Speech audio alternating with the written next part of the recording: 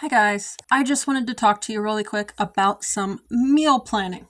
Now, I sort of partially started recording this once and have since deleted that video.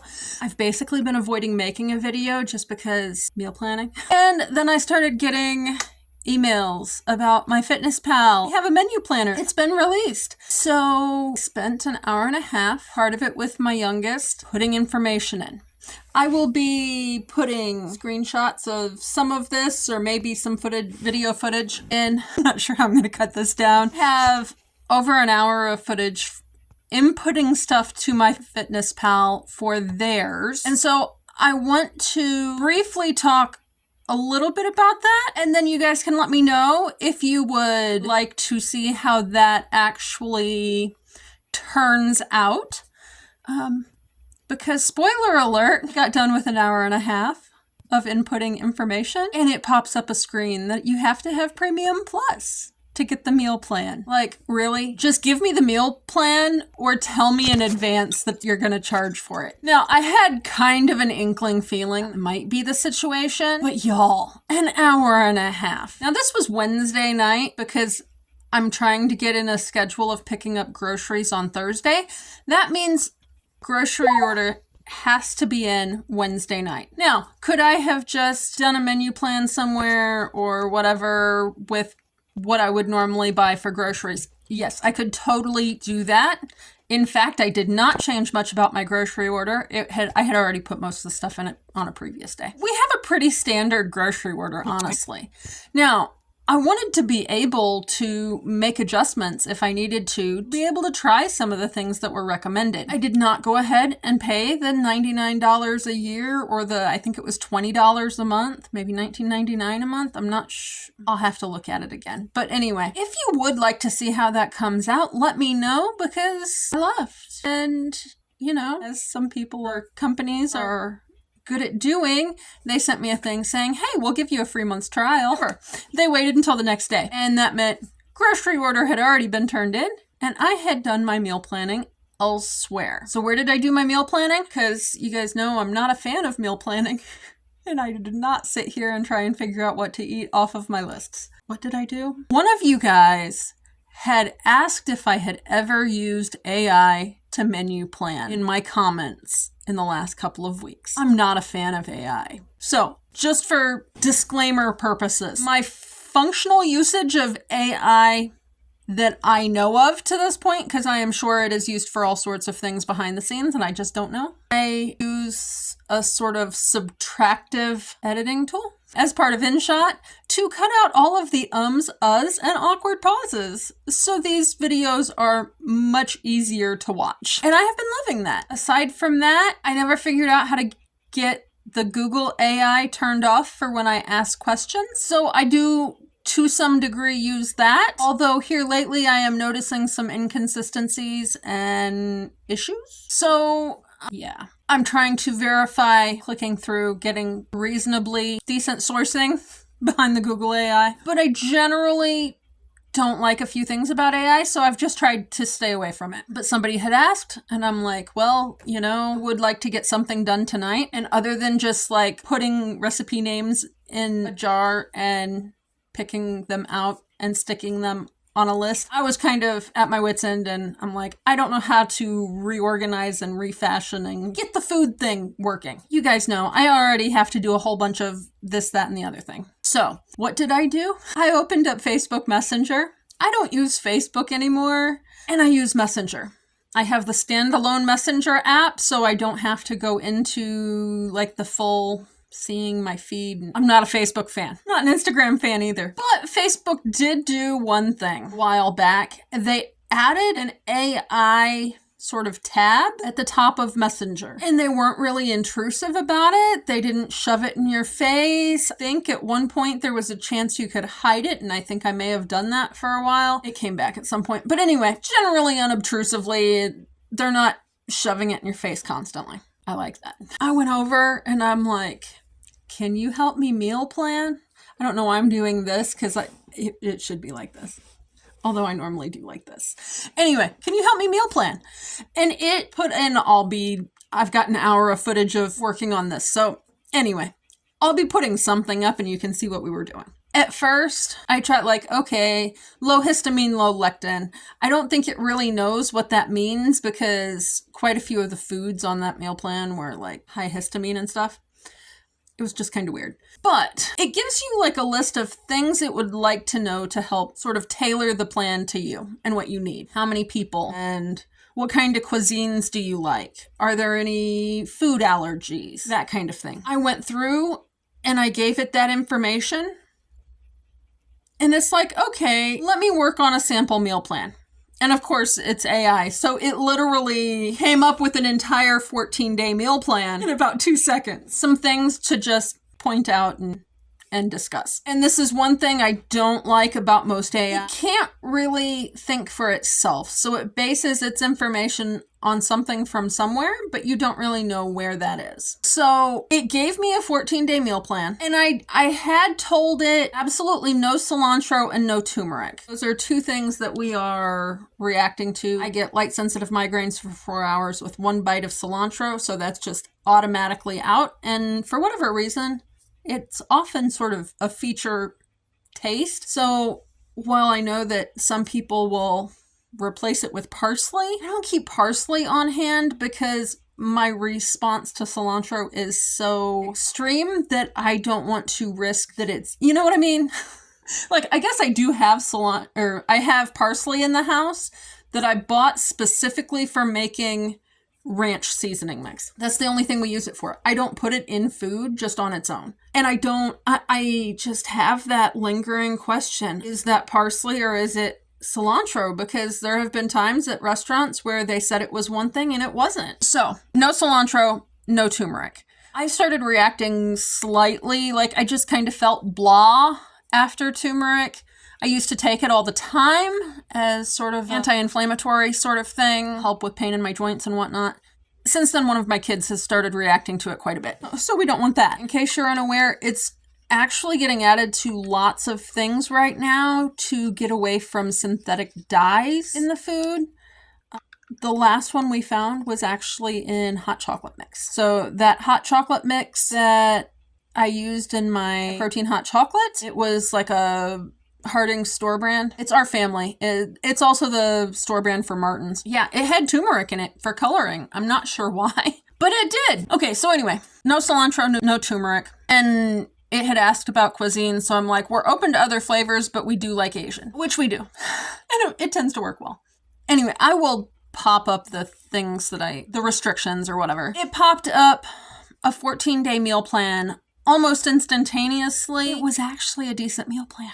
So there's a few things and I did tell it that we have more issues, but I can deal with substitutions. That is a skill. If you don't have it yet, I would highly, highly, highly recommend it. Let me know if you would like to see some videos on how to do substitutions. I have a feeling it's going to play heavily into future work on building recipes. Like, I've been sort of going down a little bit of a rabbit hole lately on formulas versus recipes and learning about spices and how to use those. So if there's any cooking skills that you would like to see me discuss on here, that is one of the things I really want to incorporate into my weight loss journey because it's really helpful. Not only is it helpful to make food taste good and make me want to eat it, but it's also helpful on the food issues side because it can tailor things to meet our needs.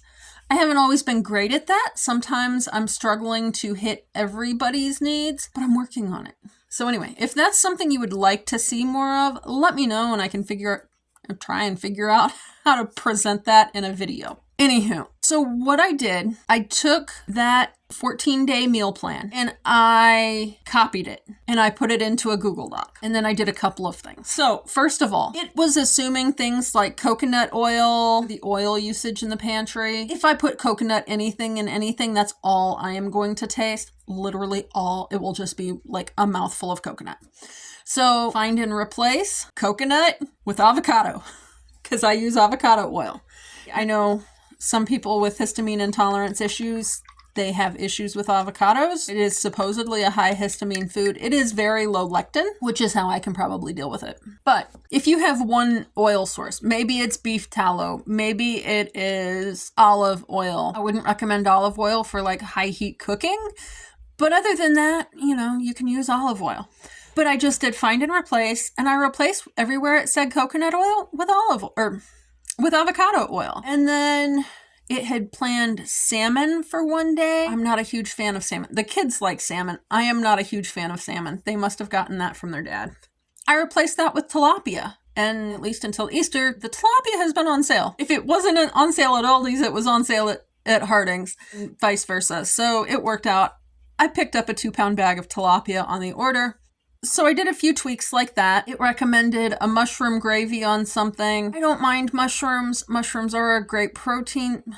I don't know if it's a great protein source, but they are a protein source. But then they're also higher histamine. Either way, I have a kid that doesn't like them that would typically always be here for meals. So not a good option.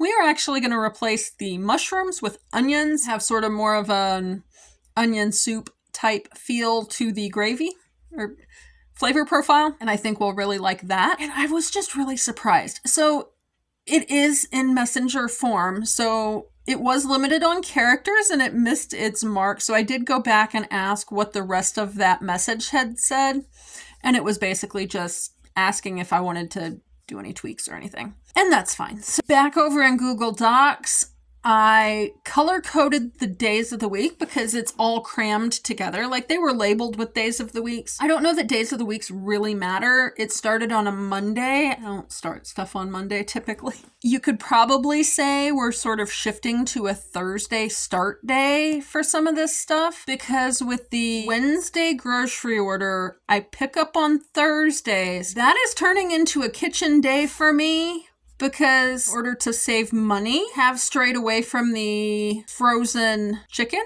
options just because it's not cost effective for me right now. I know, probably shocks some of you. I will say if you are dealing with money issues and the histamine stuff and you're not stable enough, you really would need the frozen. The only thing I can really say, you can wash your meat and that will rinse off a lot of the histamine that has built up. And at least the way I have been doing it, I'm getting home and carrying the groceries in. That wasn't how we started this project because, well, I wasn't doing stairs well. But since I have my newfound ability to go up and down the stairs, that is like my heavy stairs day. And I think I got 7 or 8 trips up and down the stairs Thursday to get everything up to the deck, and then combination of me and a kiddo got that inside. But theoretically, like I'm getting home and then I'm taking a little bit of a break and one of the kids is putting the groceries away. The youngest she had been caught off guard at how quickly I got home because I didn't have many errands to run. She wasn't ready for that. By the time she was ready to put the groceries away, they were already put away. So this week, what I did, I got home, I got everything put away. I had 2 packs of meat that were not just going straight into the freezer. A 5-pound pack of ground beef. And I have heard people say they do actually wash their ground beef. I believe they use a lined, the kind of towels you would dampen and put over bread. I would call them tea towels, I guess, but they're not like the fuzzy ones. They don't collect a whole lot of lint. Anyway, I have heard that they line colander and will sit there and wash their meat. I haven't tried it because I haven't necessarily needed to, because until recently we were getting meat from the farm. I'm just kind of in a weird part of the cycle where we don't have that right now. So anyway, I'm not able to get it pre-frozen right now. If you can handle turkey, I know that there is ground turkey in the freezer section at my Aldi's. At least it has always seemed to come in frozen for me. And then they do have hamburger patties that are pre-pattied in the freezer section, which would be a way to get ground meat. You would just have to cut them up. Anyway, I came home, I had 2 packs of meat to deal with. The recipes it gave me, not a single one of them actually called for ground beef, and I'm not sure what the reasoning there was.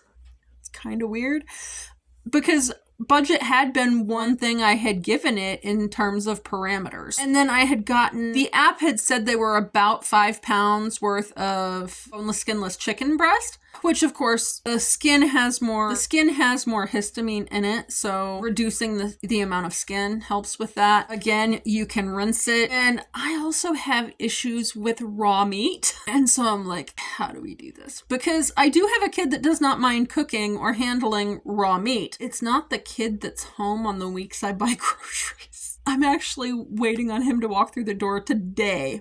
So here's the thing. You need to be a little bit more flexible to make things work for you sometimes. And with the ground beef, the system I have going right now, because most of the calorie tracker things like MyFitnessPal, you can look up 1 pound of ground beef raw and use that for an amount, and it will work in whatever the recipe is. Like if you build a recipe, it's not going to be 1 pound of cooked meat unless that's what you specifically look for and add. Most people buy meat 1 pound at a time, that kind of thing, but that's a raw weight, not a cooked weight. So it's a different calorie amount. So what I'm doing, I am measuring it out.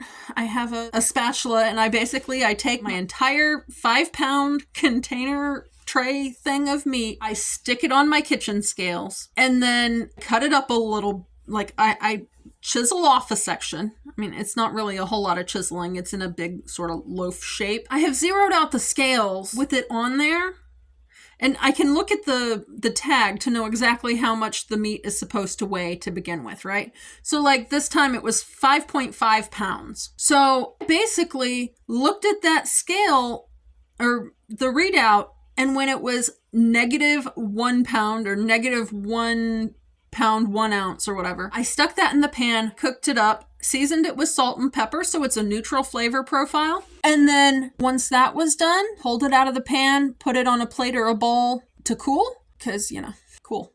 I could drain the fat into a container to dispose of, and then I would start the next batch. I had help this week, y'all. So between the two of us, my youngest came up with the idea to stick the chicken breasts in the Instant Pot before we cut them. So not all of the recipes.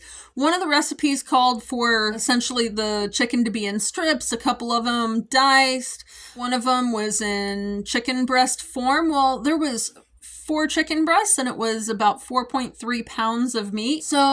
And I had substituted a shrimp meal I had substituted shrimp in the menu plan for chicken because shrimp is A, more expensive, and B, it's one of those things that will cause mast cell degranulation. So not the greatest on the histamine front. So we threw it all in the Instant Pot with a couple cups of water and cooked it.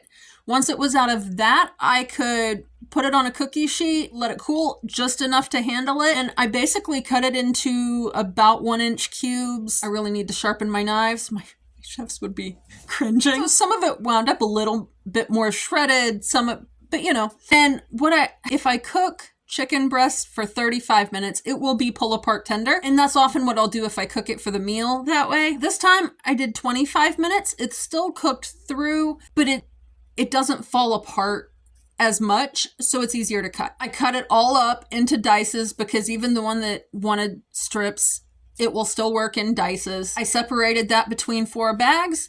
I filled 4 bags with the ground beef, and then to the freezer they went, all within a 2-hour time frame. They don't have to be thawed to go into a meal. They don't have to I don't have to do anything special. I can pull them out of the freezer, either break it up this way or run it under some water just enough to get it out of the bag.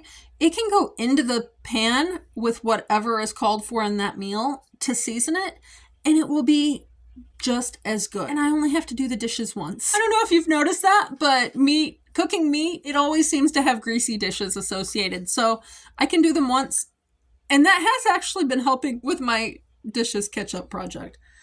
I'm terrible at dishes, y'all. It is my complete downfall. Anyway, we're actually going to try this thing with menu planning with AI. Like I said, none of the meals sounded terrible. I did make some substitutions. I will have popped this up and I'll let you know how it goes this week. Maybe I can get some shots and post them on the post tab, but I think I'm going to just a little bit of a tweak to what the instructions are each week to try and dial in. This week I said working towards gluten-free, but we're not quite there yet. I don't think any of the meals, the one thing I guess probably that would have gluten in it called for soy sauce. I mean, I have gluten-free unfermented liquid aminos. It's made with soy. There is no wheat in that. So other than that, I think everything, it called for cereal for the kids for a snack. And next time I'm going to try and get it to give me some breakfast and lunch ideas in addition to the dinner and snack meals. If you guys have any experience with this, feel free to let me know that too. You guys are a great source of information for me, or jumping off points at the very least. Hopefully I have been filling the screen with lots of information, like if you want to kind of see what I did and how I responded to things or reacted to, because I do have lots of things that I've got to sort of iron out when I use a recipe. And that works for recipes in cookbooks or elsewhere. Now, I will say there was one thing I really did not like, and I will be trying to figure out how to get it to give me this information in the future. On Facebook Messenger, there's an issue where you can't really include more than one link per message. And at one point I did ask it to give me some recipe links for the recipes it had given me in the meal plan. And it gave me the name of 2 sites. One of them was, I believe, a vegan website. Not a single one of the recipes was vegan.